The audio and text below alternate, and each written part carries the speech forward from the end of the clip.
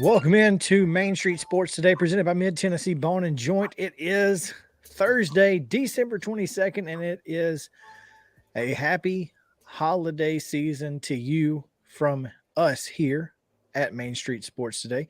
If you're watching this tomorrow on Friday, welcome in.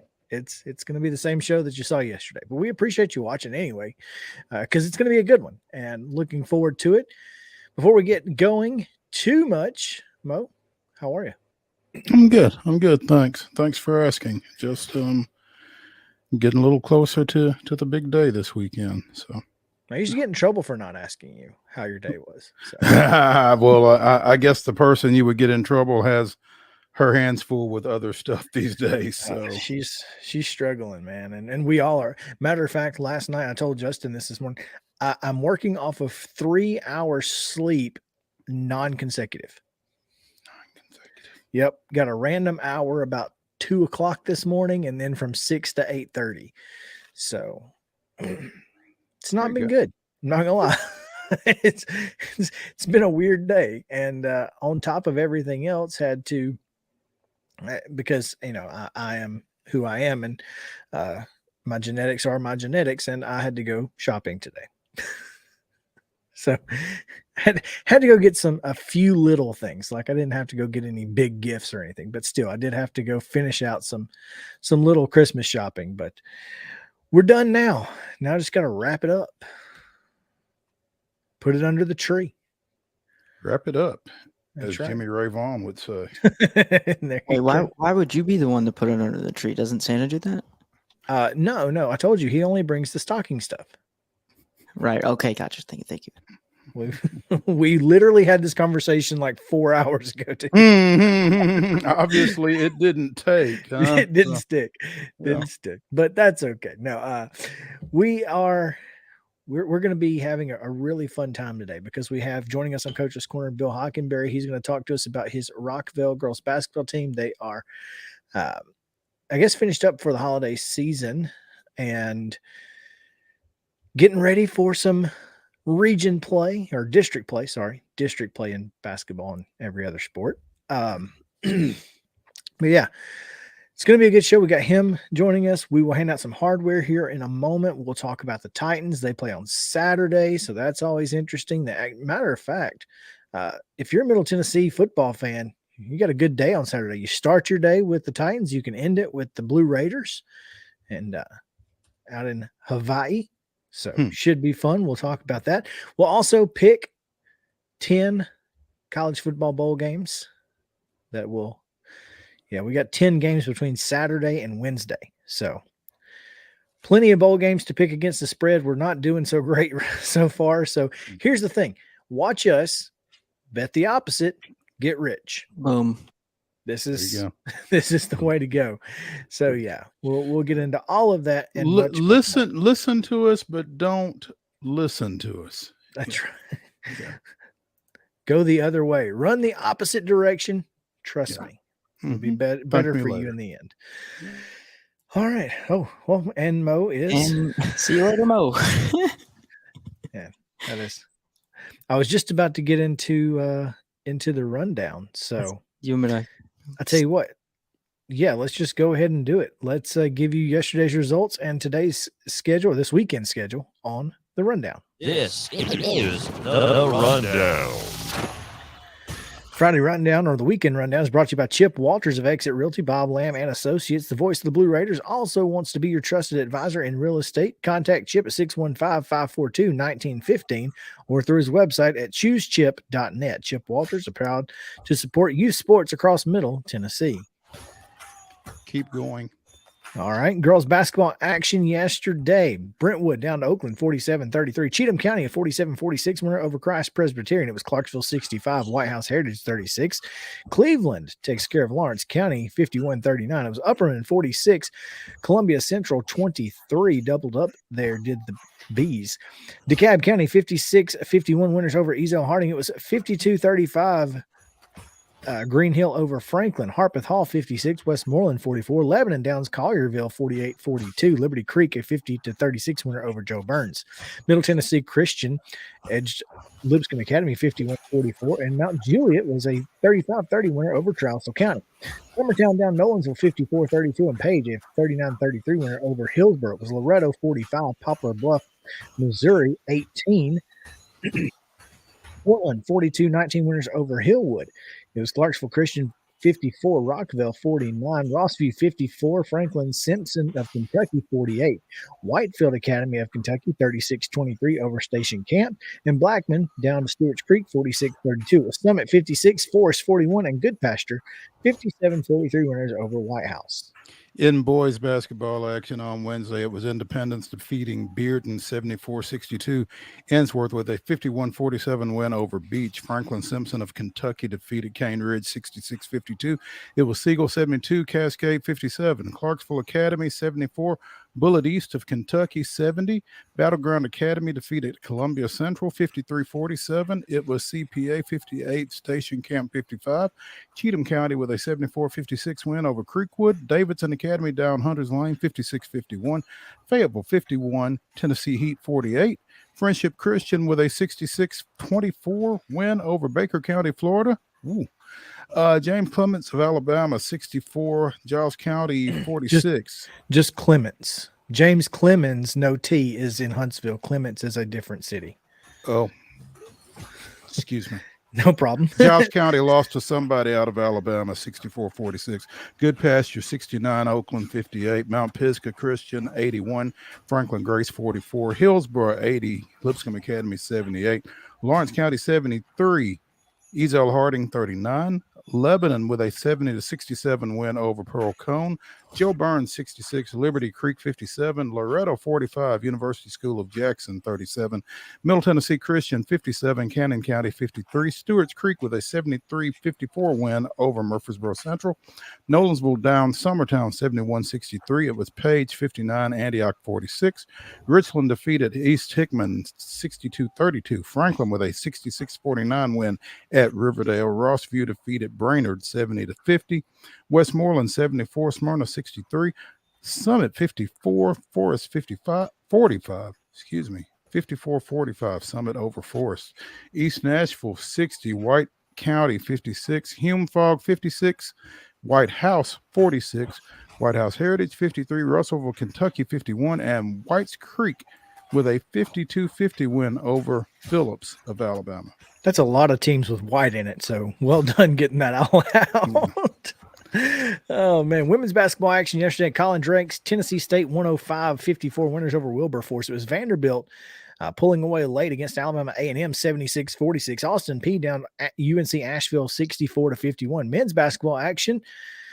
Tennessee takes care of Austin P 86-44. It was Middle Tennessee State with a big win over Murray State 83-67. Belmont takes down Buckyball 79-56 over Samford in bowl action last night. Western Kentucky 44-23 winners over South Alabama, and the Predators 2 wins in a row. If they win one more, that's called a winning streak. It has happened.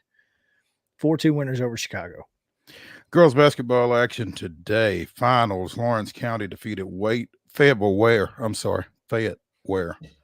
53-48. East Nashville 47. Stone Memorial 46. Honaker plays Ensworth at Somewhere, Forest. Yeah, somewhere at some time. Yeah, at Forest. Glencliff and Mount Pleasant play. Is that at Forest or is that at? I'm sure that's at Lewisburg. Yeah, at Marshall County. Glencliff plays Mount Pleasant at Marshall County High School in Lewisburg at 6 o'clock, followed by Culleoka and the host Lady Tigers at 7:30. In boys basketball action, final Golden Gate of Florida 65, Friendship Christian 58. Tipping off just a bit ago, Crittenden County, Kentucky, and Montgomery Central, also Community and Tennessee Heat. At 3 o'clock, Montgomery Bell Academy is at Briarcrest Christian. No, it can't be. I don't think so. I don't think they're going to be playing both. No, because they're certainly not playing at Briarcrest at 3 and at home against Father Ryan at 5. That's certainly not happening. Yeah. And at 5:30 again, somewhere, Glencliff plays Coffee County. Tomorrow, maybe. Check with your local listings. If you're planning to go to Marshall County for Glencliff, Culleoka at 6 and Mount Pleasant, Marshall County at 7:30, I'd call somebody before I go. That's all I'm saying. Or just check your street.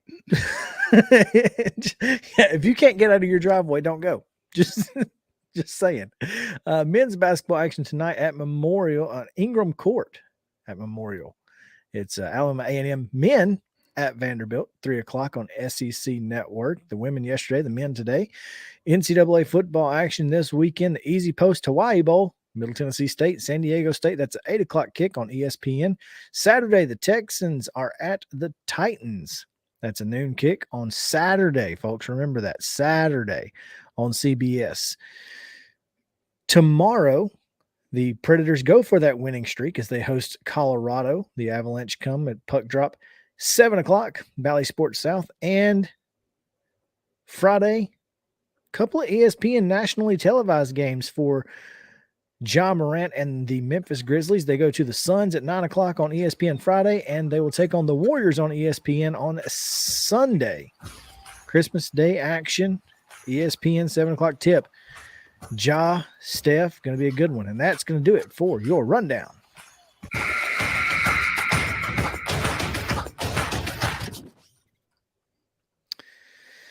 Oof. That was actually a smaller rundown than I expected. Well, but I guess obviously when you've got Christmas Eve and Christmas Day on the weekend, it means that you're going to have fewer things going on. Yeah, I think folks are kind of tapering down just a little bit here. So, yeah. I ain't mad at them. Not mad at them at all. Our top story today, Mo, I don't know if you've noticed or heard, but NFL Sunday Ticket is leaving DirecTV after 25 years, headed to YouTube TV. It's a pretty good get for YouTube. It's huge, I think. I mean, I think this will drastically change the dynamic of television because, I mean,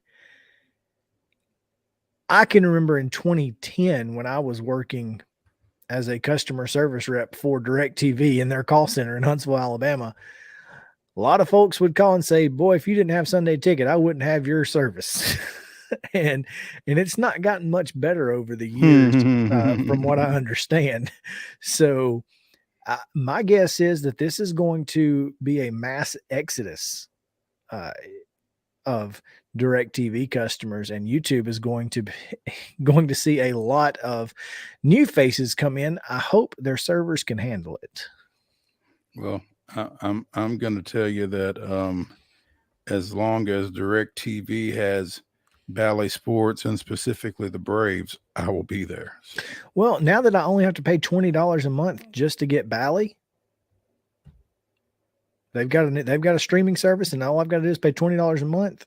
I'm just going to do that. Because I don't need anything else. I mean, so it works out for me now. There you go.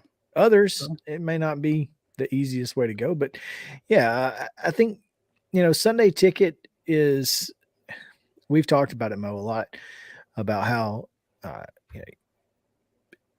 you don't necessarily keep up with everybody, but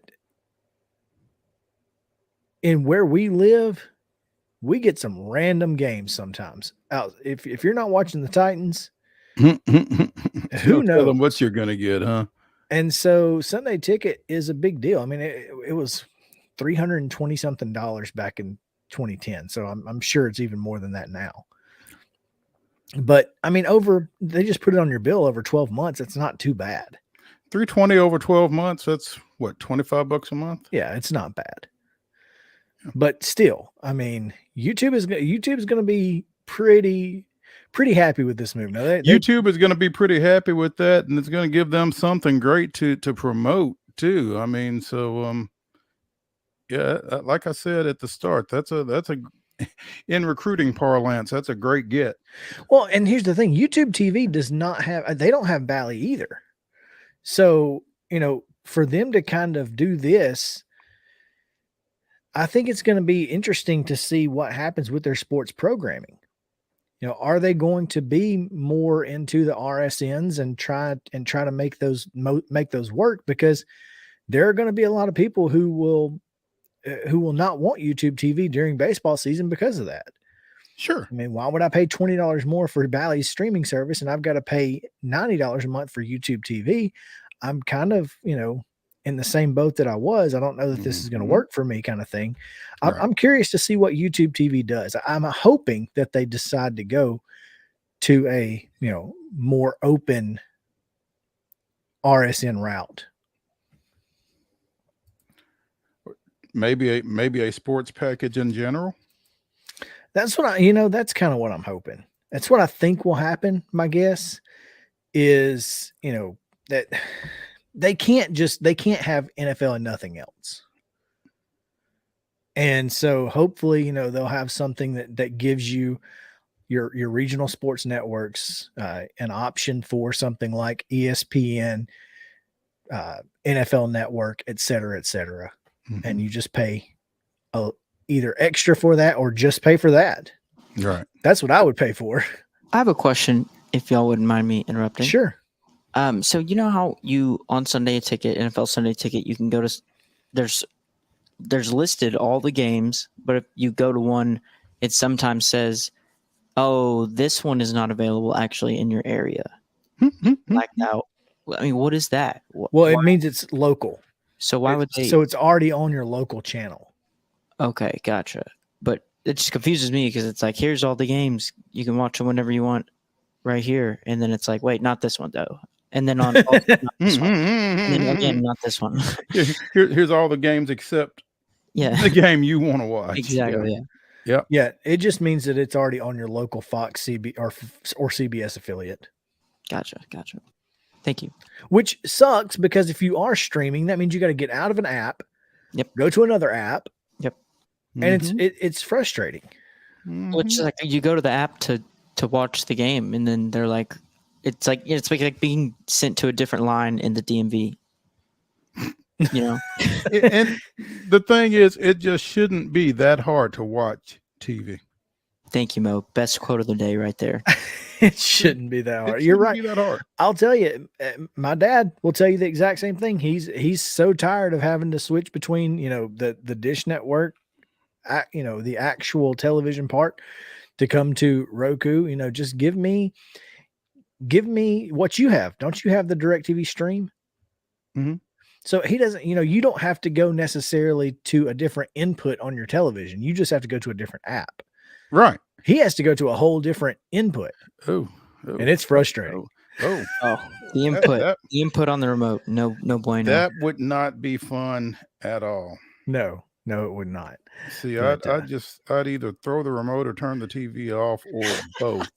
My favorite thing I ever did while working at DirecTV was I talked an 84-year-old woman out of a service call because all she had to do was change the input on her TV. I talked her through it, and she was able to get her TV on, and I'm telling you, she was the most appreciative woman I've ever met in my life. And because it was going to be 2 or 3 days before somebody could get out there, and all they were going to do is press some buttons on her remote. Oh, it's impossible. Do what she did in less than 15 minutes. And I felt, but it took me forever to get her there. But once I did, and she was elated, and I was elated because I was able to get an 84-year-old woman to understand how to change the input on her TV. I mean, this is a lady who grew up changing the TV from, with the little clicker on the dial. This is a lady that grew up changing the TV by going over and turning the knob. Yeah, getting up, going over there, clicking it 1 or 2 times, and then adjusting the rabbit ears. Yeah. Absolutely. Yeah. That's I love Watson Brown. He's amazing, but that is how it is with us when we try, getting on Georgia's show. It's like, all right, you see that button right there? Yeah, I understand. Sorry about that. Don't make fun of Watson. No, we love Watson. I respect him tremendously. He would agree with that statement I just said. Oh yeah. Oh man. Well, we're going to take our first break of the day. Coach's Corner is coming up. We've got Bill Hockenberry coming up. So y'all stick around here on Main Street Sports Today.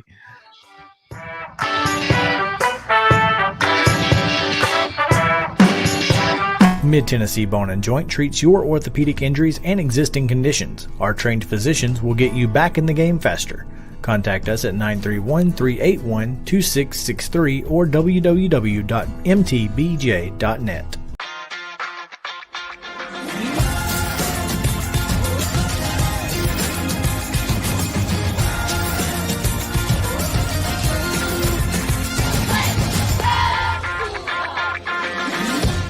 Hey folks, while we take a quick break from the show, I want to tell you about our friends over at Custom Stone Handlers in downtown Columbia.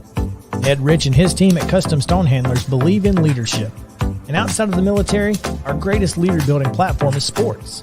Custom Stone Handlers proudly encourages young people to get in the game.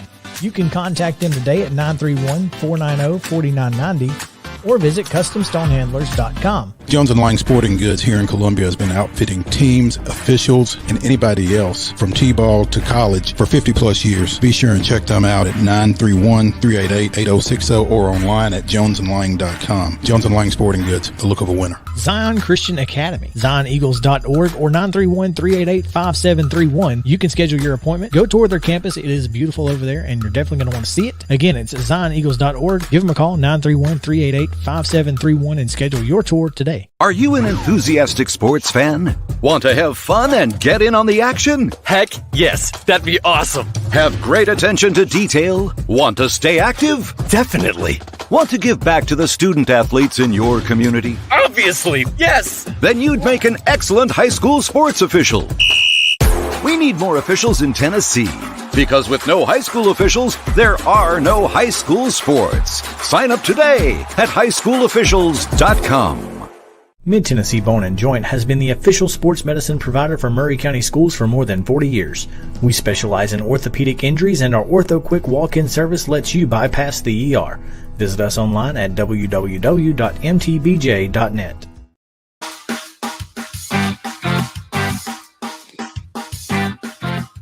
Welcome back in Main Street Sports Today, presented by Mid-Tennessee Bone and Joint. We will get to it real quick. Coach's Corner is coming up here in just a moment, presented by From the Heart Cafe. But before we do that, Mo, we have to hand out a little hardware, and we've got a couple to hand out as the In to Win Life Team of the Week here in Southern Middle Tennessee is presented by Custom Stone Handlers. And you got a good one. Summit's wrestling program went up to Delaware last weekend, I guess it was, and placed in the top 25 at the Beast of the East tournament in Newark. There were more than 150 teams represented there up and down the East Coast, and a little bit farther in, like to Thompson Station. But Summit placed in the top 25, and they had two medalists. Landon DeSalle finished 8th at 138. Jarvis Little, the defending state champion at 120, placed 4th in that weight class. So the Summit Spartan wrestling team is our In-to-Win Life Southern Middle Tennessee team of the week. And they are currently, their tour continues. They are at the knockout tournament down in Kissimmee. Is that right? Kissimmee, yeah. Florida, right now. What did Della wear, Mo? Whatever she wanted to, I guess. Yeah, I'm sorry. A New Jersey. A New Jersey.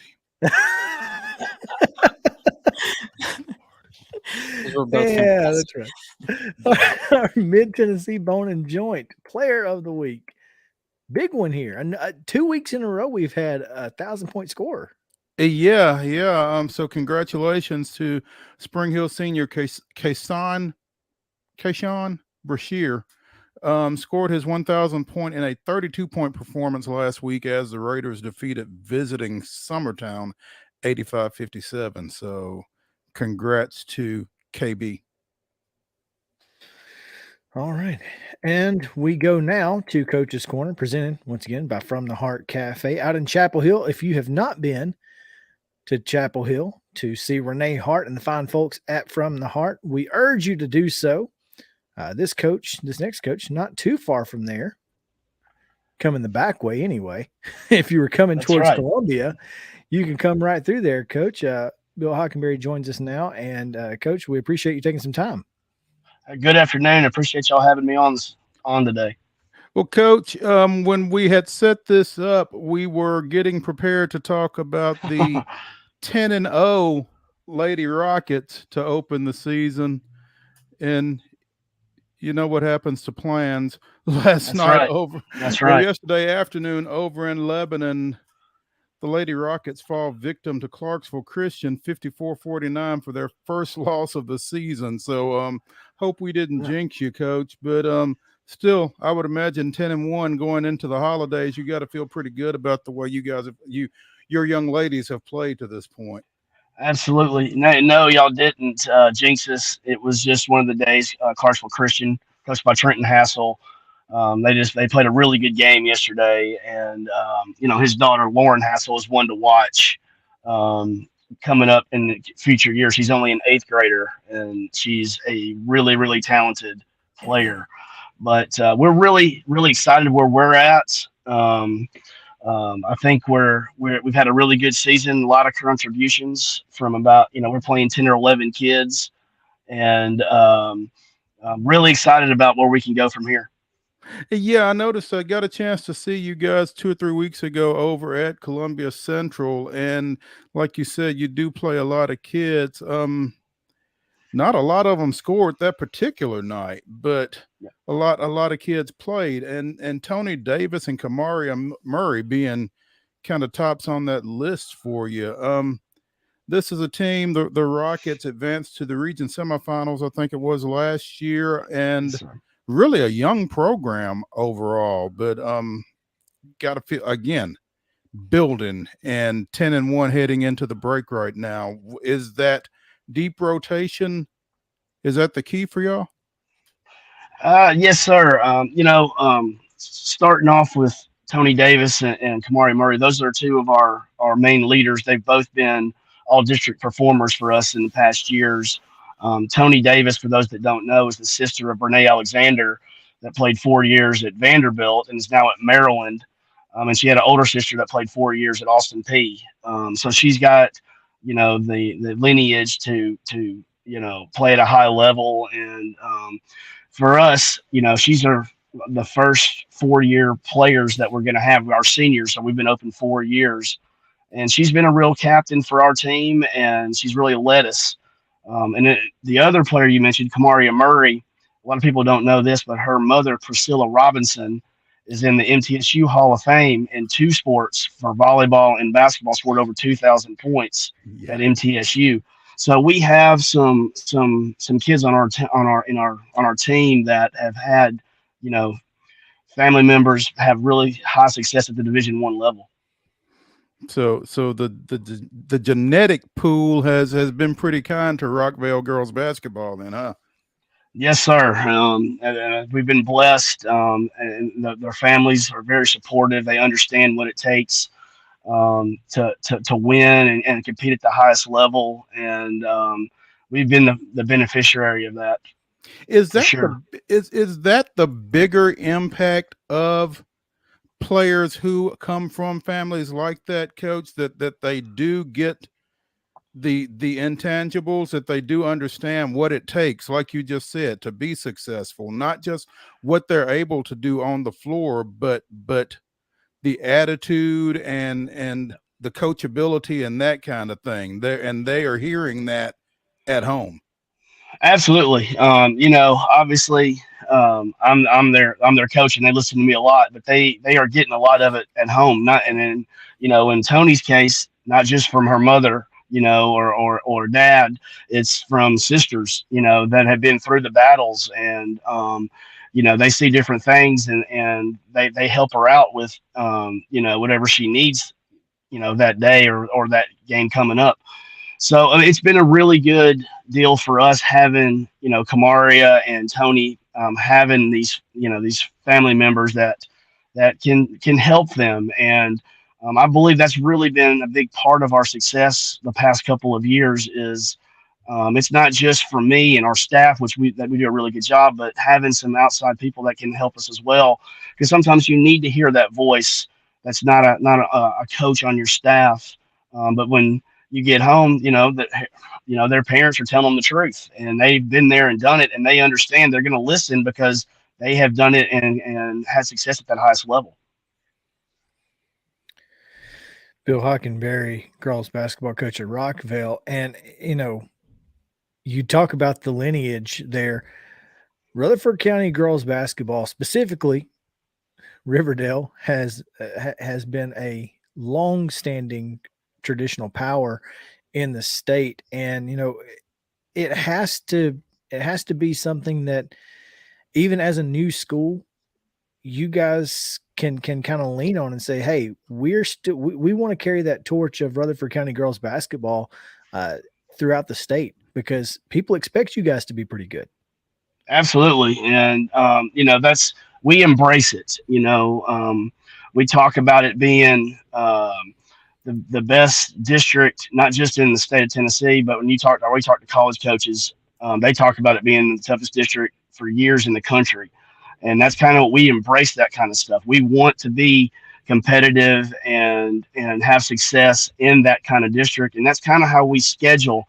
We try to go play as good a competition as we can. Like we've already been this year to Jacksonville, Florida, and played a couple of teams down there.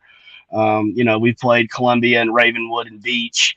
Clarksville Christian yesterday was a really good opponent. We're going to the next level at CPA next week, playing some good teams.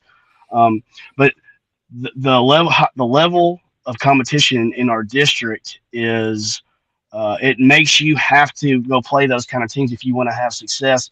And I'm just going to be honest, we hear a lot of times, about the success that Blackman has had, and the success that Riverdale has had, and success that Oakland has had. And our kids are really hungry and excited about putting Rockvale on the map and hopefully establishing Rockvale as the next school to have some success in Rutherford County. And that's a heck of a goal to have, but you've got to, like you said, have that buy-in from those kids to do what has to be done to get there. Because again, you talk Blackman, Riverdale, Oakland, all of those teams have been state tournament participants here over the last 5 years or so. So it's definitely an uphill battle, I would think, on a day-to-day basis. Absolutely.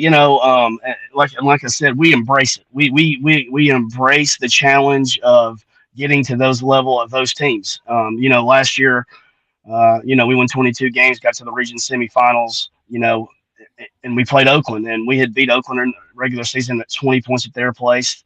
They beat us in a last second shot at the buzzer at our place. And in that game, we were up 6 with about 2.5 minutes to go, and it just didn't go our way. We had some unfortunate things happen, missed some free throws, and Oakland goes on and goes to the state tournament. And, we felt like that was that we could have done it last year, but I also feel like we learned a lot from that point, that we understand we can't take anything for granted and we have to start finishing games. I think last year that was our Achilles heel, was in close games. We didn't close it out. But this year, other than yesterday, we have closed out every single game we've been in, from the summer to the preseason and into the regular season. And I think that's the characteristic that we took from what we learned last year in that region semifinal against Oakland. And when we get in close games, we are focused and we finish them off now. Coach, you mentioned, you have a very seasoned roster, a lot of seniors, a lot of juniors, but you got a 6'2" freshman, and Yes. that probably has to be the best of both worlds. 6'2" is great, but freshman, there's going to be some inexperience that comes with that. What's it like trying to handle a girl of that stature, but also kind of immature in, at least, physically? Absolutely. We're talking about Kyla Crawford, a 6'2" freshman, and she's been a I really didn't want big to say piece for Kayla. us. I was like, Kyla, I'm gonna let you talk about her. It's Kyla. But the thing about Kyla is she plays high level basketball, and she plays for FBC in the summer. And one of her coaches is Coach Moore at Columbia, and so she has been taught the right way. When we put her into the games, she's played high level competition, and we know she can help. She can produce for us. We have another freshman named Isabella Wright, number 24. She's a point guard, the backup point guard for us. She also plays at the highest level in AAU and plays up and plays against that kind of competition. And that's what's been exciting for me this year with this team. We have these upperclassmen: Kamari Murray, Tony Davis, Annabelle Marlin, Kamariana Tavares, that have been with us for a while. But we also have this new group of young sophomores and freshmen: Aiden Wilkerson, Kyla Crawford, Isabella Wright, that have really made it fun to coach and have really given us big sparks this season. And honestly, we would not be where we are if we hadn't had the contributions they've given us to this point. Bill Hockenberry, girls basketball coach at ROCKVALE, joining us here on Coach's Corner, presented by From the Heart Cafe over in Chapel Hill. And, Coach, you were talking about lineages on your roster. You neglected to mention yours as the son of longtime Rutherford County coach George Hockenberry, who had a lot of success through the years over there. I mean, how much did that background help you, particularly in stepping in at ROCKVALE behind Lindy King, who got that program started? Absolutely. I'm thankful every single day to have grown up with him being my dad, and I've leaned on him tremendously in these 3 years. He had a lot of success. He started out at Cascade in Tullahoma, and then he came and had some really good years at Oakland. And people probably don't remember this, but he was the very first coach at Blackman High School. So he is somebody that I can lean on. He understands kind of what we're going through. He was there for the first 4 years. So he has been able to help me kind of establish what we've done. And you mentioned Lindy King. Lindy King laid a good foundation for us the first year, and she had a opportunity to go that she needed to take with her family, and and I was able to come in. But my dad has really helped me. Won over 500 high school games, over his years. So I lean on him a lot, and he's really helped me, especially establishing a program and establishing winning. And I think that's the hardest thing to do when you're starting a new program or a new school, is establish that winning mentality. Because I know when I took over 3 years ago, there were 4 really good top 10 in the state kind of teams: Stewart's Creek, Blackman, Oakland, and Riverdale. And for us to get over the hump, it's taken baby steps. The first year we beat Stewart's Creek to go to the region, which was a big deal for our program. And then last year we beaten Oakland and Riverdale, and we were very close with Blackman. And so Blackman is kind of like the last little in that league that we haven't beaten yet, and we know we know what we have to do to get there. But establishing the winning culture and what it takes to win, that's the hardest thing. And I've just been lucky enough, to be around my dad. I grew up around Randy King. I played for Randy King at Oakland. Kevin Woodson and Gary Johnson were the coaches there as well. I also, was lucky enough to coach with Chris Harris at Siegel when he was over there, and the athletic director in Rutherford County now. And I coached a really successful team at Laverne High School with Jeremy Moore and Michael Cooey. And right after Coach Workman had gone to Morehead State, and then I went down. I coached at Smyrna Middle School for a while. But while I was there, I got to help my really good friend Drew Maddox at CPA. So I was the one that was doing a lot of the scout and advanced scouting for CPA, and I got to learn so much from Drew about culture, what it takes to win, how to establish the winning culture in your locker room, and it really did help me in taking this job. Played at Oakland. Do you have a Gary Johnson imitation? Can you imitate Coach Johnson? I do have a Gary Johnson. This is all the players that played for Coach Johnson understand. Like, the referees never knew when he was mad at them, but we could all hear him because he would be mumbling under his breath, and we would dying out there on the court. He would say, "Well, use your wet noodle. Get your arm out there. Use your wet noodle." That's what he used to always say with that little hoarse voice. But I'm gonna tell you right now, he was one of the best basketball coaches and minds I've ever been around. There's stuff that he taught me that I use every single day. Coach King, I actually saw him yesterday. I use a lot of the things that they did. And Coach Woodson, he's now helping Cascade girls this year. We actually played them, and he's helping their girls and their boys. And so it's just kind of it's been really good to see them. And they all talked to me about the start we've gotten off to and what we did last year. But it's been really good to be able to talk to them and talk about Rockvale basketball. Lineage goes a long way, both on the floor and on the sidelines. Bill Hockenberry, the third-year girls basketball coach at Rockvale, joining us here on Coach's Corner, presented by From the Heart Cafe over in Chapel Hill. Coach, appreciate you taking some time with us this afternoon, and enjoy the holidays. And I'm just glad that it was your girls against Clarksville Christian's girls and not you against Trenton.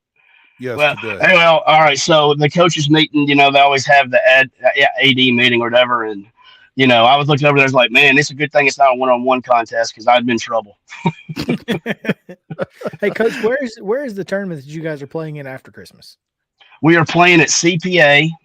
It's called the Next Level Nashville Tournament. We're going to play Starkville Academy, Mississippi on Wednesday, Providence Christian Academy on Thursday, and Harding Academy on Friday. So you and Providence are going over to Old Hickory Boulevard to play. We actually are. Yes, we are. And I actually live right beside Providence Christian. It would be better for me to play at Providence, but we're going up there. Some great people, Kevin Maggard and Becky Legate up there at CPA, some of my best friends. So we're looking forward to going up there and seeing them. That'll be a great time. One other thing, Mo, before I go, I'm about to go in here in a second. I run the scoreboard for Vanderbilt. Men are playing Alabama A&M today. And I was supposed to tell you from Chuck Morris.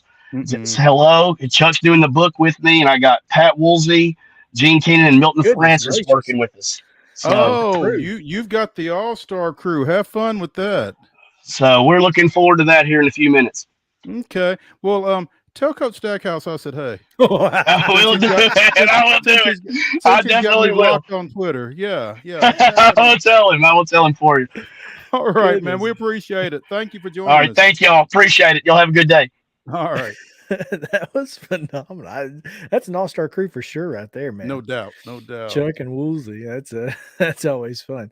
Hey, real quick before we get to this high school segment, Mo, Donovan Stewart, Main Street Preps, just posted a story on mainstreetpreps.com that current Ensworth linebackers coach Dean Kokinos is headed to Knox Catholic.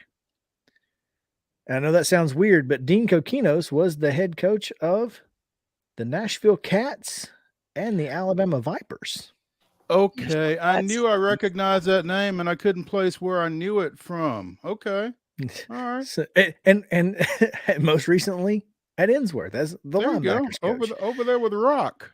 So yeah, that's a pretty solid get for Knox Catholic, I would think. So no doubt. Yeah. So interesting hire.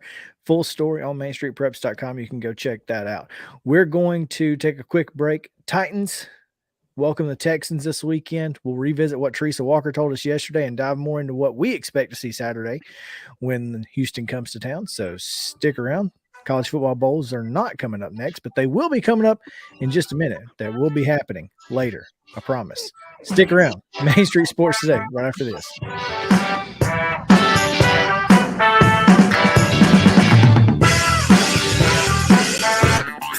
This is Chris Yow with Main Street Sports Today. Every show, Mo Patton and I welcome friends from all across the sports landscape, from high school coaches and reporters to national, college, and pro sports personalities. You never know who might stop by for a chat.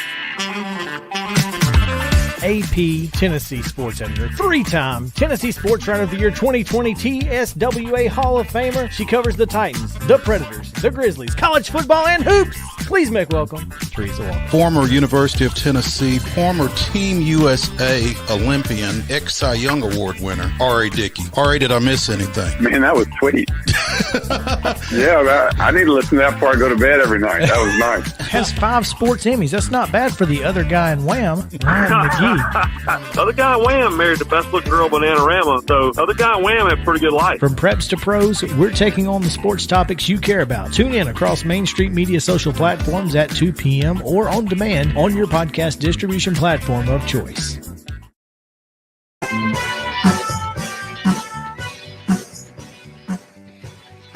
Oh, welcome back in Main Street Sports Today, presented by Mid-Tennessee Bone and Joint. Mo, before we get into the Titans, you scrolling through Twitter. As we are wont to do. Have you seen it? I've not seen this, so I'm very excited to see what we've got going on. But Mo has come up with a video that apparently is worth watching. So we're going to break in here and react to whatever this is. I'm looking forward to it.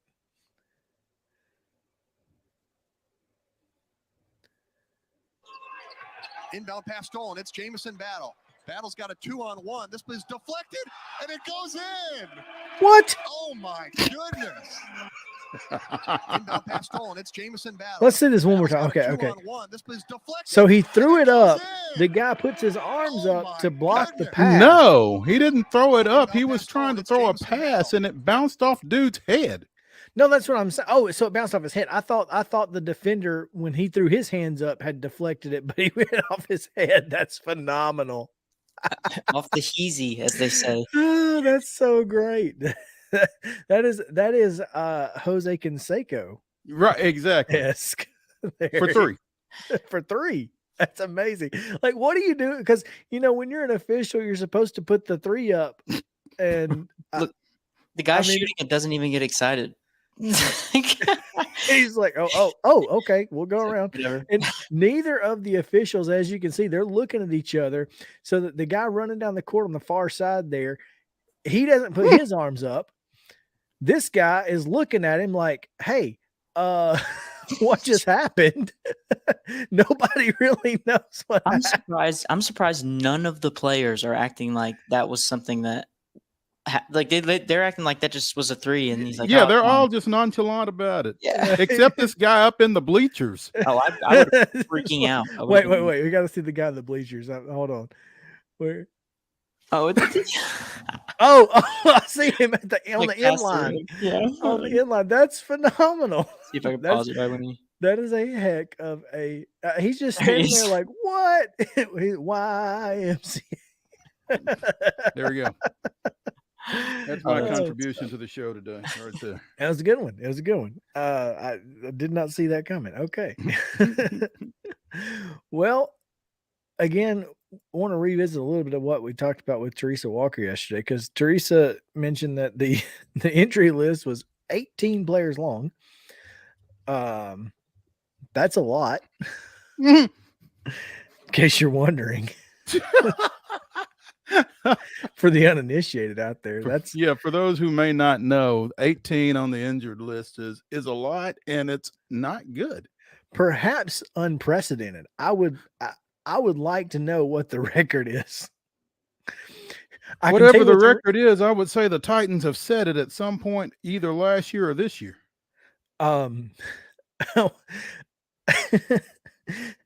We didn't mention this on the show at any point, but I don't know what the record is in the NBA, but I know who said it.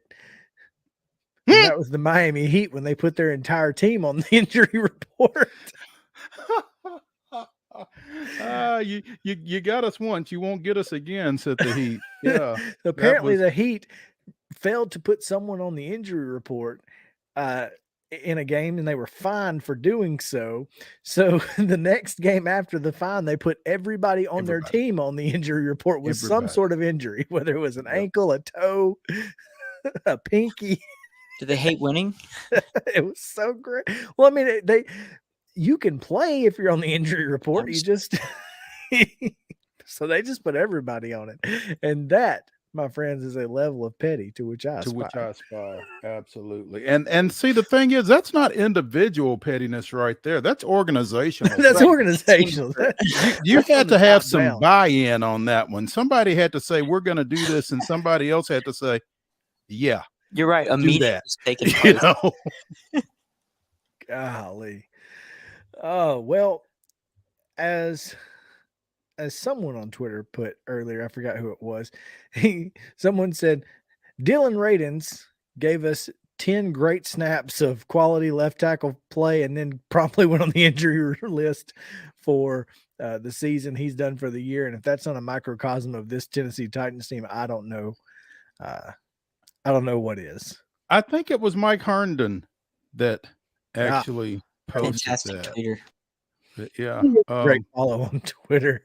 Yeah, he's a good follow for Titan stuff for sure. Far better. Yeah, I mean it's really bizarre, and I know Teresa said yesterday that you got to kind of look at who it is that you brought in when you start evaluating those injuries, and maybe there's something to that from a standpoint that they've brought in some guys who were injured when they got here, but there are some guys who have gotten injured once they've been here as well, and it's just odd. So I didn't get to the statistic yesterday, but I counted 18 people on the injury list. I think four of them were full participation. So that knocks you down to 14. 2 of those 14 were non-injury related for why they didn't practice or why they were limited. Okay, so that's 10. That's 12. Sorry. Yeah. 9 of the 12 left had lower leg injuries, either knee or ankle. That, to me, seems like a problem. Do you mean a problem like with this, like staffing or how we're working out those? With some sort of strength and conditioning type. And I'm not putting all the blame on the strength and conditioning. Just a lot. But I do think that it has something to do with it because nobody else in the league is dealing with this. To this degree. Nobody.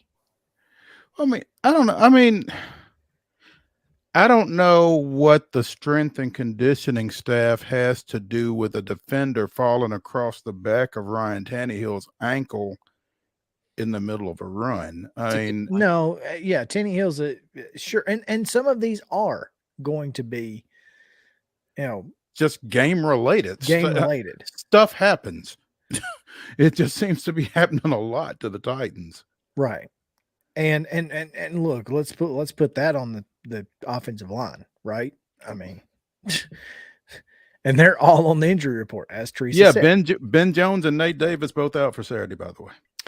So I have a question. And Radins. So who plays? Who's going to play on the line? Wow. We already weren't very good, and those two were the best you got. Here's a question. For all the people that get hurt, why is it never the bad players? Why does Dennis Bailey not get hurt? Probably because he ain't hitting nobody. I don't know. Well, because that's it. He's Because very careful.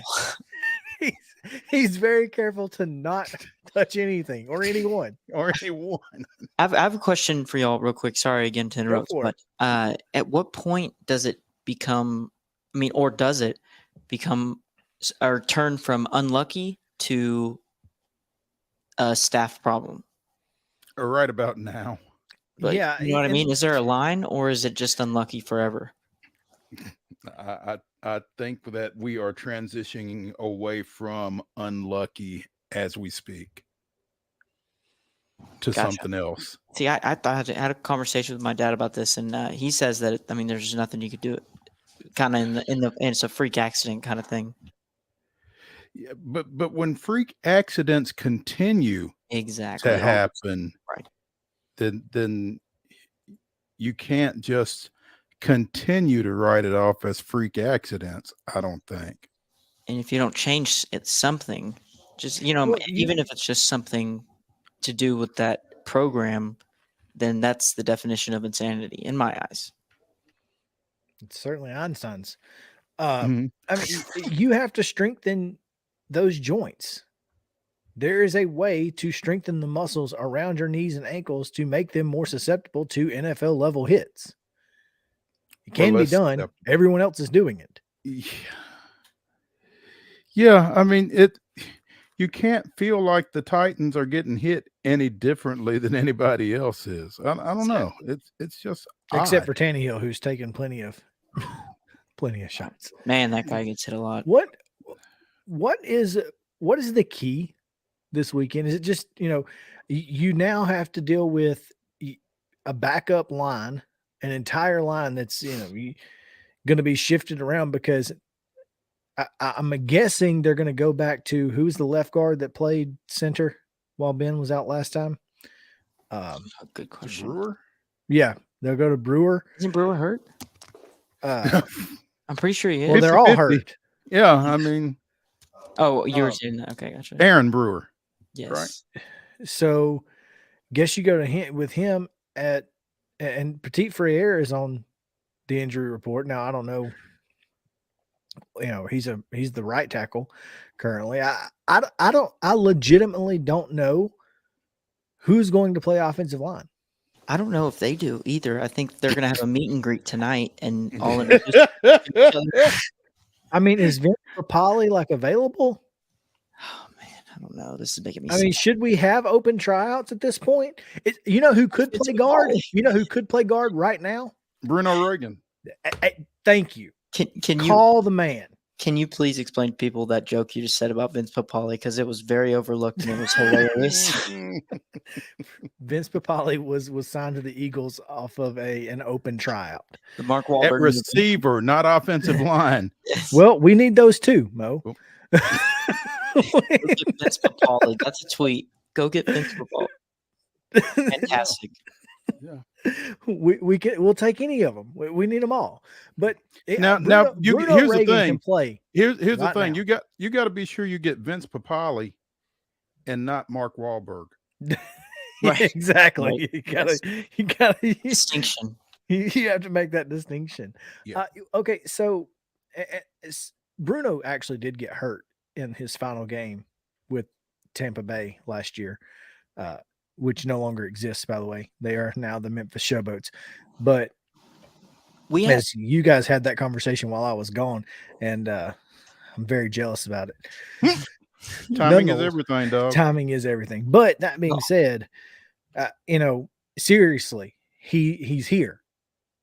If he's got to be healthier than half the people on your team. It's tough to get hurt behind a microphone. Ooh. So he should be good to go. Call the man. I got his number. We had I was about to say, if you had him on a show on one of the morning shows that you were out with baby duties. Bruno, I'm talking about Bruno Reagan, right? Yeah. Yep. He was on. He said he was ready to go. Oh. Well, there we go. think he's playing for the USFL. I'm tweeting it now. Is Bruno Reagan available for to sign with the Titans? I'm tweeting it right now. Do it. Hashtag it and tag him. I tagged him. I mean, Yeah. We should all bombard him just to annoy him really bad. We should. But I mean, the point that I'm getting at is Teresa said, "Hey, 4 games in a row, Derrick Henry's run for 200 yards against the Texans.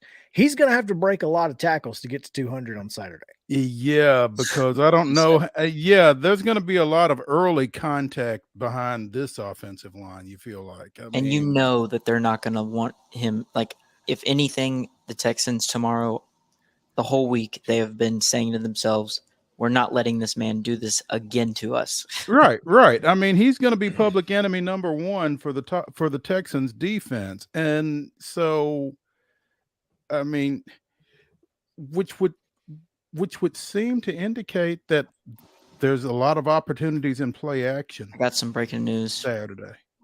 Just saw on Twitter.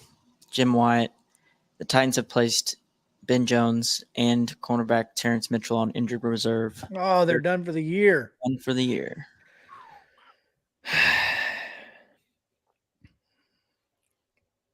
Very Man. I know. Okay, so at Titans Breakdown tweeted yesterday that assuming that Ben Jones, Nate Davis, and Dylan Radins are out this week, which they are, our offensive line would look something like this against the Texans.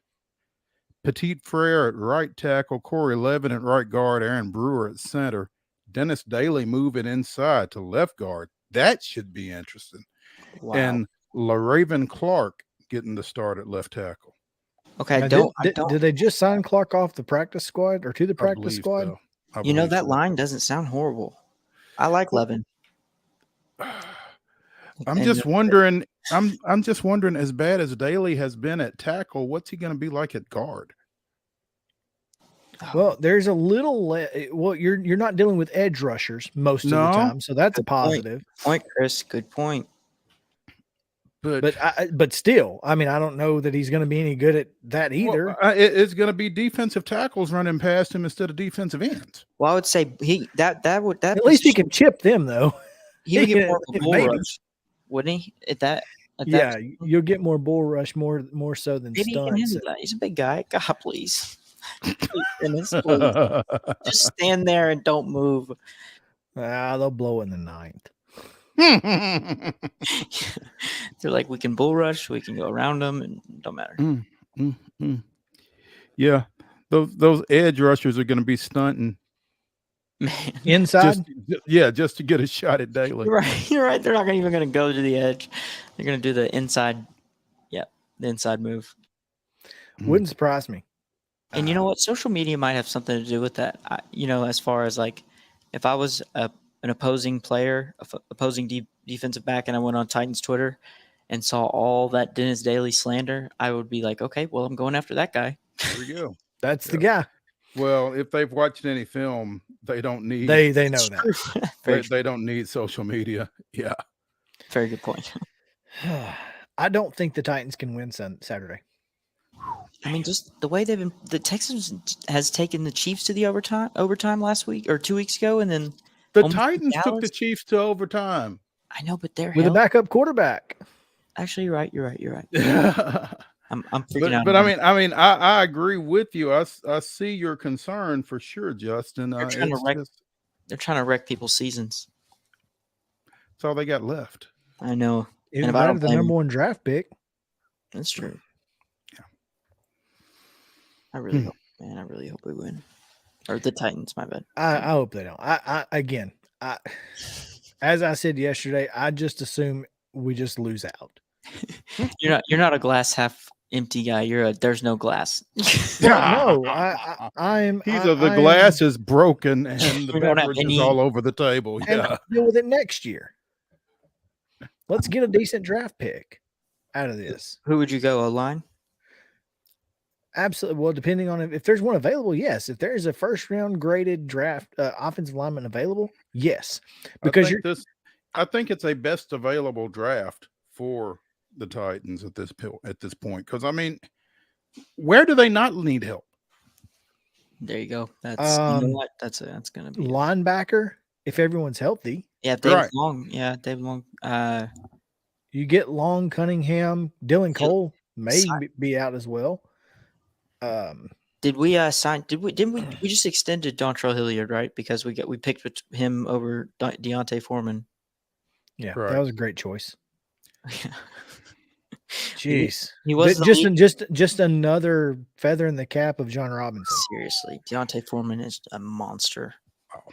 Anyway, we need to take a break because we've got games we need to pick, and so we're going to do that. All right. We'll take a break. It's our last break of the holiday season. Here we go. So, yeah. Yep, you were there. There you go. Coming up next, college football bowl picks. Stick around. Main Street Sports Today, presented by Mid-Tennessee Bone & Joint, is back after this. Mid-Tennessee Bone & Joint treats your orthopedic injuries and existing conditions. Our trained physicians will get you back in the game faster. Contact us at 931-381-2663 or www.mtbj.net.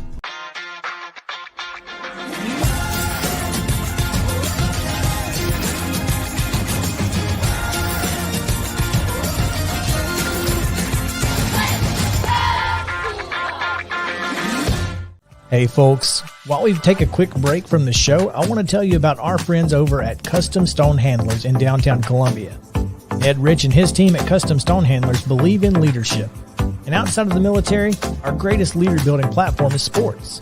Custom Stone Handlers proudly encourages young people to get in the game.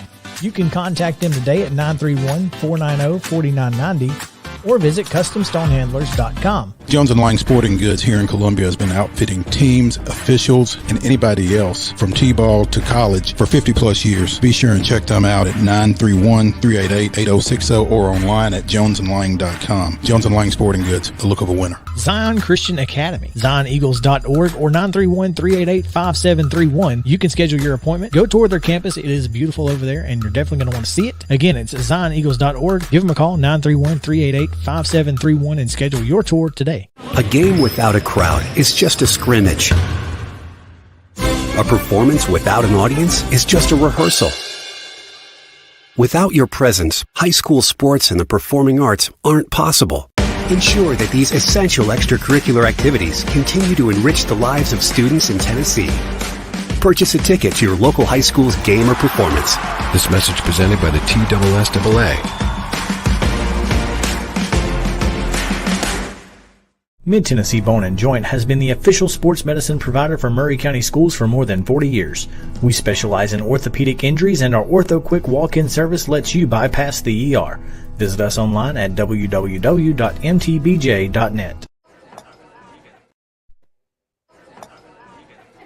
You've been putting back a few, and a few becomes a few too many. For a moment, you think about calling for a ride.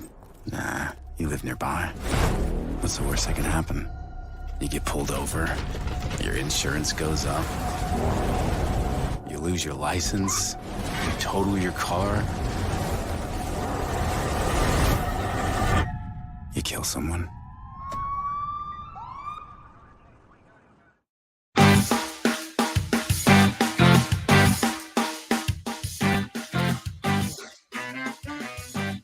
Welcome back in Main Street Sports Today, presented by Mid-Tennessee Bone & Joint. Time to make some picks.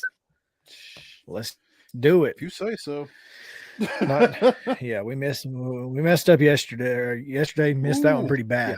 Yeah. Pretty bad. Western Kentucky and Austin Reed were no joke. I don't blame us. I blame South Alabama. They screwed up everything, man. Alabama was still getting into that. Yeah. So we were feeling good, I thought. Yeah. Clearly. So how many are clearly we not? We start 10, I think. 10? Okay. All right. All right. Get a new sheet. We start with the Hawaii Bowl. Oh yeah. You'll need to get there.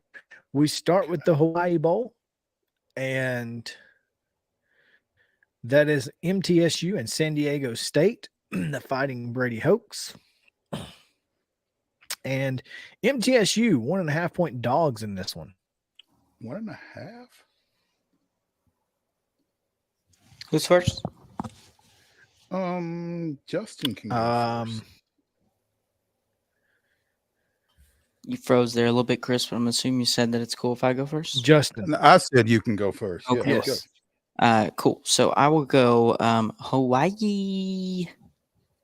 Is that what you said? Oh, it's the Hawaii Hawaii's Bowl. not playing. Hawaii's not It's the playing. Hawaii Bowl. Why do you guys even let me on this show? I'm just kidding.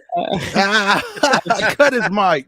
As you could see, I was trying to figure out my camera situation. So could you repeat who's playing? I did. Apologize. It's all good. MTSU Middle and San Tennessee Diego State and State. San Diego Oh, State. gotta go with the Blue Raiders. Gotta go with the Blue Raiders. Okay. I can't Yeah. miss Hawaii, especially like that. That was awful. I'm picking against us. I'm going San Diego State and hoping that that's the magic key for Middle to win. Well, I'm going with MTSU, and once they win, then we're going to march you through the town square and shame you. That's it. Shame. No, remember, I'm picking against them so that they win. Right. Whatever you want to tell yourself, Chris, man, we'll have Chip on here. This is what he says. Dude, Mo, what is it about our producers and breaking bobbleheads? Oh, no. He was like this. So this is a very Look small. at his bobblehead is just it's like He's, this. he's leaning a little bit. That's an old hockey He injury. looks like he's from Night at the Roxbury. So this was given to me Yeah. by Greg Johnson at the I cannot remember where it was, but it was somewhere in Nashville. He was given to me. First bobblehead I ever got. I was about this big. And He's been through some things. I'll say. it looks like. We go now to Monday, 1:30, Quick Lane Bowl. New Mexico State 1.5 point favorite over Bowling Green. I got to go BG here. I would like to second that, sir. What's the New weight? Mexico It's 1.5. State is a 1.5 point favorite. Is that what you said? Correct. New Mexico State is a 1.5 point favorite. Both of these teams are 6-6. So good luck. I'm going with the team from the MAC. I'm going Bowling Green. Are you still, Chris, still doing the pick The against? system? Yeah. Well, I mean, picking ones that you don't actually think will win. Yeah, I'm going. The system has a record. It's not good right now. What did you do? Did y'all take Bowling Green, both of you? Yes, baby. Right now, the system is 7-6. Okay. How we do last week? I don't know. Last week, Chris, you were 7-5. Justin, you were 3-9, and I was 6-6. So, well, we picked on Wednesday. And we then picked we yesterday. picked 4 yesterday. Yeah. Okay. So and we all lost it. So add one to the loss column on that. Oh yeah. 3-9 just doesn't look good on paper. 3-10 looks worse. Tuesday at 11 a.m. on ESPN down in Montgomery, Georgia Southern, Buffalo, Camellia Bowl. Georgia Southern 4.5 point favorites. Where's the bowl at? In Montgomery. I just said this. I was just thinking. Sorry, you said Buffalo. You said a lot of cities right there. Okay, I just. To be fair, it's Georgia Southern playing Buffalo in Montgomery. There we go. We're never going to get through this because Justin is so lost. No, I'm we're like good. sports, We're right? good. That's This is the third of 10 games. We'll be fine. I'm going to go Buffalo. You're taking Buffalo? Yes. Okay. I got Clay taking Helton. Georgia Southern. Yeah, I got Clay Helton. I'll only ask questions unless they're absolutely necessary. No. I mean, Clay Helton has to win after what Tyson Helton did last night, or else, or else, exactly. Yeah, exactly. All right. Tuesday, 2:15 on ESPN. It is the Utah State Aggies in the Serve Pro First Responder Bowl. Utah State and Memphis. Memphis, a 10.5 point favorite. Oh. I like that. They're coming off a win, aren't they? Memphis? I don't know if they're coming off a win or not, but it has been Ryan Silverfield has caught a lot of flack this fall, and I think he and those kids are going to be motivated. I'm going with hashtag stripe them up. Give me the Tigers in this one. I'm going to go, or sorry, go ahead, Chris. You got it. I just like the hashtag. It's a cool hashtag. Yeah, me too. I like it. Oh. I'm going to go with the Memphis Tigers as well. I'm going with Utah State. Okay. 10.5 is a lot of points. 10.5 is a lot of points, but I think you're right, Mo. I think they're going to rally. I think they're going to rally. All right. Tuesday, 5:45 on ESPN, Coastal Carolina and whoever's coaching them will take on East Carolina, who has a standing reservation in this bowl in Birmingham at the Ticket Smarter Birmingham Bowl. I've seen East Carolina play in this bowl 3 times. Wow. Really? And it's only been a thing for like 10 years. What's the record in that? Yeah, 0-3 because they've played SEC schools every time. They lost to Florida, South Carolina, and somebody else. Oh, God. I'm gonna go ahead and I know it might not be my turn, but I can't figure out why the two are playing in Birmingham. I mean, it's Coastal Carolina, East Carolina. Heck, they're both on the eastern seaboard of the Carolinas. Let's just figure out a place closer to home. It's a carpool. Because you'd rather be in Birmingham than either of those places. What's the number, Chris? 7.5 in favor of the Pirates. The Pirates are a 7.5 point favorite. Yes, home of the Kemp. I'm gonna go. Sorry, go ahead. No, go ahead. I've been interrupting every single person. I'm sorry. You're fine. I'm gonna go 4 Falls of Buffalo. They're going for 0-4 at the bowl game. I'm going against. So you're going Coastal? I'm going Coastal. Well, East Carolina could still win and not cover. That's true. That's true. Here's the thing. Grayson McCall is probably not going to play. Actually, Grayson McCall is playing. Well, then Coastal Carolina is my pick. Where did you see that? I hadn't seen it. I hadn't looked. He announced that he was going to finish what he started before he went into the portal.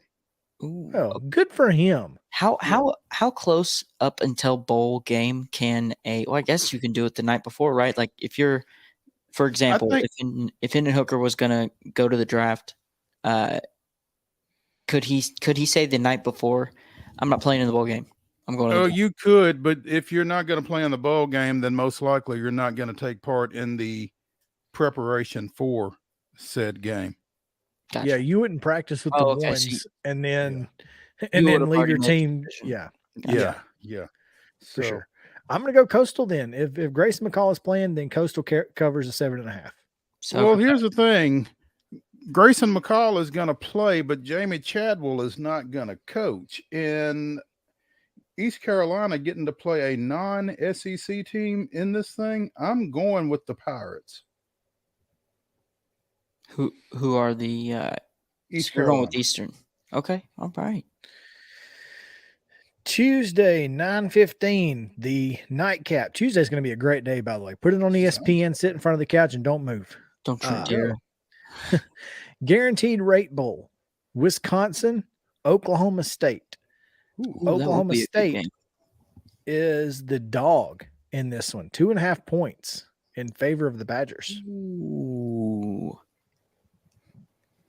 I don't see that happening. Wisconsin doesn't have its quarterback. I know Oklahoma State's been terrible, but Wisconsin doesn't have its quarterback. It doesn't have its coach. Or its coach. I mean, I typically when I pick Oklahoma State, I wind up paying for it, but I'm going to take Oklahoma State. It's kind of hard not to. I agree. I agree 1,000% with that, Mo. Every part of it. I always get in trouble financially betting on them, but I have to bet on them. Yeah. So okay. What was the spread again? 2.5. Oh, and they're dogs, right? Yeah. Yes. OSU for sure. All right. Did you pick Chris? Wednesday. You did. Yeah, I picked Oklahoma State. Gotcha. Wednesday at 1:00, UCF, Duke. This will be a good one. Military Bowl presented by Peraton. UCF 3.5-point favorites. I'm going to go with the Knights here on that one. You know, I isn't Duke's not bad, right? Duke's good. That's Duke's what I heard. good. I swear I've heard that throughout this season that Duke is not bad. I'm gonna go with Duke. Okay. Just because I'm a follower and I listen to. I really want to go with Duke, but UCF has made me pay on a few occasions this fall, so I'm going to go with the Knights. They got depth, man. I feel like they get the players that I just am thinking of Last Chance U whenever they picked up all of the all those players when Lane Kiffin was there. I'm thinking of the same school. No, that's not. That was FAU. Okay, let's back it. It's another Florida school. That's a different Florida school. This is where Gus Malzahn is coaching. So you never know what you're going to get. You never know what you're going to get. Wednesday at 4:30 in Memphis, the AutoZone Liberty Bowl, Kansas and Arkansas. You know, diverging just a second. I had to go look at a map. You realize they don't border? They don't? Yes, I did know that. Since when? I'm just kidding. since never. Not never. When did they move? Yeah. Kansas is the 4.5-point dog here. Okay. If KJ Jefferson is playing, he's going to run rampant over Kansas. That's the whole thing. That's what it all boils down to for me. Is KJ Jefferson playing? Is that a Googleable thing? Because I can Google it right now. I mean, you can Google it now. Whether you get an answer, and that kind of defeats this whole game or this whole thing, doesn't it? Yeah. Well, and this kind of goes back to the conversation we were having earlier this week. Yeah. He announced Friday he's coming back next year. So was that the concern? He's playing. I guess he's playing. So there you go. Arkansas it is. 4.5-point favorites. Easy unanimously. That means, folks, if you're watching, go the opposite. Go Kansas. Lansley's what it is. Rock chalk. Wednesday at 7. This may be one of the better bowl games of the season. San Diego County Credit Union Holiday Bowl. When has the Holiday Bowl not been good? For one, not never. The Holiday Bowl is always intriguing. You've got North Carolina and Oregon. Ooh, there's gonna be Drake some fights. May, Bo Nix, the ninth-year tight end. The 9th-year tight end out of Oregon. Drake May and Bo Nix are going to be Heisman front runners next season. Please tell me Bo Nix is playing another season. Yes, he is. He's coming back. He's what already year is he in? This will be his 5th year. Oh, really? Okay. I thought. Yeah. I just remember seeing him at Ole Miss, and now he's been okay. I thought he was like 35 years old. Now, well, he played as a true freshman when he went to Auburn, so Auburn, I meant, yeah. Gotcha. But I mean, he's been playing since he stepped on campus. What's the number, y'all? And then you got the COVID year. 9.5 into the Ducks.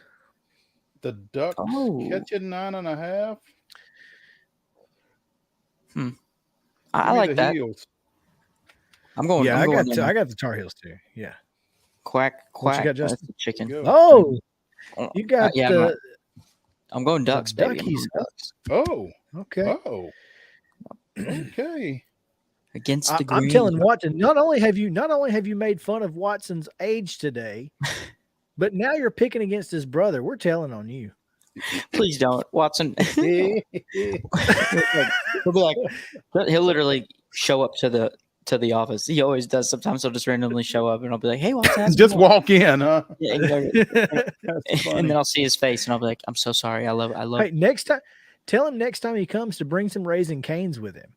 I will. You're right. That's a really good plan. The only one in Tennessee is in Cookeville. Is in Cookeville? Right. I think there's one in Hendersonville now. They're building one. They're building one. Well, there's a Cane's in Cookeville. Yeah, we will literally drive the hour and a half it takes to get over there, 2 hours to go to get Raising Cane's. Let's get a MiFi. Let's get in the car and we'll do a road trip and the show at the same time. Let's go. I'm good. One final game, the Tax Act Texas Bowl. Texas Tech, 3.5-point dogs to the Ole Miss Rebels. The Black Bears, the Land Sharks. You know what? What's the number? 3.5 in favor of the Rebs.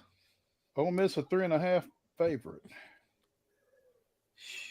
I got to go Pat Mahomes alumni. Or what is it again, Mo? Alma mater. Alma mater.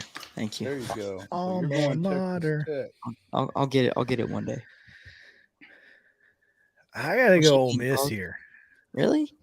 Well, I guess they'll be playing for, last hoorah. So that does make sense. They will be. I don't know. I feel like if it's a close game, the Judkins kid is going to have an impact. The thing. I don't think they can stop Evans or Judkins. But I'm not sure Ole Miss can stop Texas Tech. All right, I'm going to take Ole Miss, but it's a shaky take, I guess.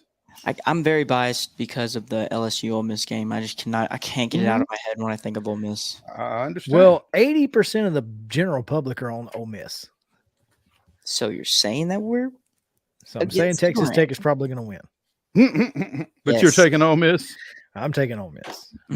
There we go. All right. There you go. That is the pick'em for the day. Before we get out of here, folks, we missed it yesterday. We didn't have enough time, but we're going to go and get you the weirdest and wildest news from across the world on Wild and Wacky Wednesday. Justin? I don't have that song on here. Oh, man. I know. It's on the other memory card. I was going to give you give you a chance to play the cool music. It's okay. It's okay. It's fine. Oh, that's so disappointing. I'm so sorry. Here we go, fellas. We start. Let's see. Can I get this one up? Yep. Straight out of a National Lampoon's movie. A North Carolina family got a pre-holiday surprise when a squirrel took up residence inside their Christmas tree. Oh. The squirrel managed to get inside the house where it encountered the family dog, who chased it until it jumped inside the tree to escape the dog. Wow. That sounds about right. I mean, Well, if we're being honest, that sounds about right. At least the dog didn't jump inside the tree, too. Good point. Yeah, because had it been a cat, that tree would be on its side. Oh, I found it. I found it. Ready? There it is. There it is. So it's a little loud. Hold on. It is a little loud. Mm-hmm. So Taylor State, who is the person whose tree was inhabited, poked it out of the tree with a Swiffer cleaner. So was this squirrel? Sorry, go ahead. Yes, that's the squirrel. In the video that I wish I had, you can hear her children saying, "Is it dead? Mommy, go full force on it." Go full force. Oh, good Lord. Make sure. And my favorite, call daddy.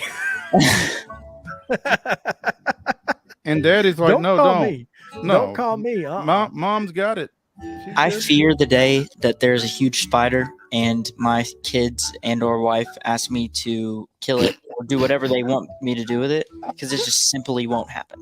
It's not happening. Oh, and our final wild and wacky. Be careful if you're down in the Florida Keys on the overseas highway, because you just might catch an onion from Captain Lou Caputo, a 37-year veteran of the Monroe County Sheriff's Office, who conjured up the concept of dressing like the Grinch and giving out onions to speeders. So, okay, yeah, I don't like that. It's about education, awareness that our school zones are still operating, even though it's the holiday season. We want people to slow down. This is a fantastic way to be a good person during the holidays. Hey, just FYI, be careful in our school zones, but we're not going to give you a ticket. So okay, that's what I was going to say. I was going to say, if they get pulled over and the cop is like, "Hey, you're going 50 in a 15-mile-an-hour school zone. Here's an onion. Don't do it next time." Yeah. Don't do it This next time. stinks. Okay, that makes sense. Right. Stink. Stink. Stank. Stunk. Yep. What if they're just like, So- no, I'm not going to take that onion. Like, Yep. And that's going to do it for your Wild and Wacky, your pre-holiday week of Main Street Sports today, presented by Mid-Tennessee Bar and Joint. Thank you, guys. We'll be back on Tuesday at 2:00. So thanks to all of our guests this week. Coming up next week is going to be great. Until then, Mo. Ladies and gentlemen, the holiday weekend